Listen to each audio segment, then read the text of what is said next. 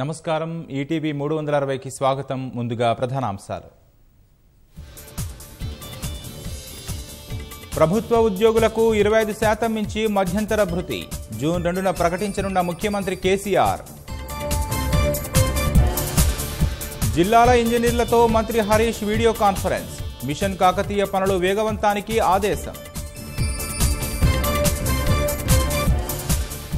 పారిశ్రామిక రంగ అభివృద్ధికి సర్కారు చర్యలు అమోఘం. దేశ విదేశాల పెట్టుబడులను ఆకర్షించడంలో ముందంజ. లక్నవరంలో 5 కోట్ల వ్యయంతో మరో తీగల వంతెన. పర్యాటకుల విడిది కోసం మరో 32 ఏసీ గదుల నిర్మాణం.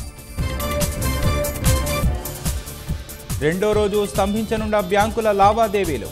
నెలాఖరున ఏటీఎంలలో డబ్బులు లేక ప్రజల అవస్థలు. నేడు 4 లోక్సభ 10 అసెంబ్లీ ఉప ఎన్నికల ఫలితాలు. యూపీ కైరానా స్థానంపై దేశవ్యాప్తంగా ఉత్కంఠ.